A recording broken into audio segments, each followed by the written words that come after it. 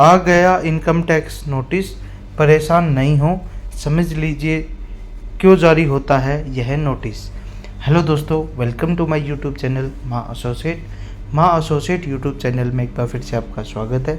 आज की वीडियो में हम जानने वाले हैं इनकम टैक्स का नोटिस अगर आपके पास आया है या आ सकता है तो वो क्यों आता है, क्या है जानकारी। इसको जानने के लिए आप वीडियो के आखिर तक बने रहिए और चैनल पर पहली बार आए तो चैनल को सब्सक्राइब ज़रूर करें। Income tax notice. इन दिनों में इनकम टैक्स डिपार्टमेंट बेहद सख्त हो गए हैं। इस डिपार्टमेंट के अधिकतर काम कंप्यूटर बेस्ड हो गए हैं। जरा सा भी आपके हिसाब किताब में गड़बड़ी हुई या कोई भी एंट्री मिसमैच हुआ तो जो है आईटी नोटिस जारी हो जाता है। आपके साथ ही तो कहीं ऐसा नहीं हुआ है? यदि ऐसा हुआ है या होने वाला हो सकता है तो ये आपको जानकारी जानना बहुत ही आवश्यक है। इनकम टैक्स नोटिस यानी आईटी नोटिस से अच्छे की हवा निकल जाती है। अगर आपके पास अचानक एक दिन इनकम टैक्स का नोटिस आ जाए तो आपके लिए बड़ा सिरदर्द हो सकता है, लेकिन इनकम टैक्स डिपार्टमेंट की तरफ से नोटिस जारी करने के पीछे कई तरह के कारण होते हैं। हमारे सहयोग टाइम्स ऑफ इंडिया की रिपोर्ट के मुताबिक विभाग की गाइडलाइंस के तहत ऐसे एक्सपर्ट्स जिनकी तरफ से इनकम टैक्स डिपार्टमेंट के नोटिस का जवाब नहीं दिया गया, उनके मामलों की जांच अनिवार्य कर दी गई है। कब जारी होता है इनकम टैक्स नोटिस? सबसे पहले इनकम टैक्स की धारा 142(1) के तहत यह नोटिस तब जारी किया जाता है जब इनकम टैक्स जो टैक्स पेयर है ने टैक्स रिटर्न दाखिल नहीं किया हो या किसी बैंक इंटरेस्ट, किसी प्रॉपर्टी के बेचने में मिलने long term capital gain loss से जुड़ी जानकारी हासिल करने के लिए नोटिस जारी किया गया है। यह केंद्रीय प्रत्यक्ष कर यानी सीबीडीटी द्वारा हाल ही में जारी गाइडलाइंस का हिस्सा है। दूसरी बात करते हैं क्यों जारी होता है इनकम टैक्स नोटिस। आयकर अधिनियम की धारा 142(1) के टैक्स अधिकारियों की रिटर्न दाखिल किए जाने की स्थिति में एक नोटिस जारी कर जानकारी मांगने का अधिकार देती है।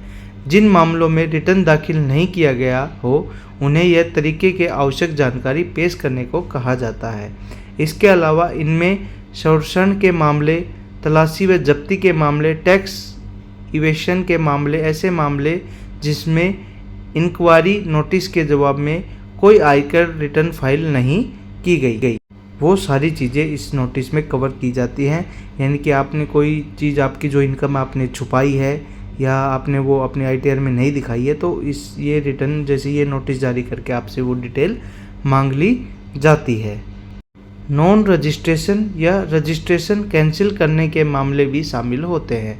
इसके अलावा विभिन्न प्रकार की धाराओं के तहत नॉन रजिस्ट्रेशन कैंसिल करने के संबंधित मामले सामने आते हैं। उदाहरण के लिए टैक्स बेनिफिट के लिए एलिजिबल होने के लिए चैरिटेबल संगठनों के रजिस्ट्रेशन से जुड़े मामले होते हैं।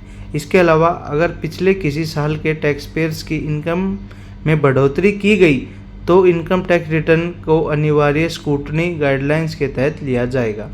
दिशा निर्देशों में आयकर अधिकारियों और national faceless assessment centre NFAC की भूमिका और जिम्मेदारियों भी तय की गई हैं।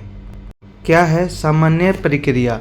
चार्टेड अकाउंटेंट बताते हैं कि मौजूदा स्थिति की तुलना में जो कंपलसरी स्क्रूटनी की जो क्राइटेरिया में कोई महत्वपूर्ण बदलाव नहीं हुआ है।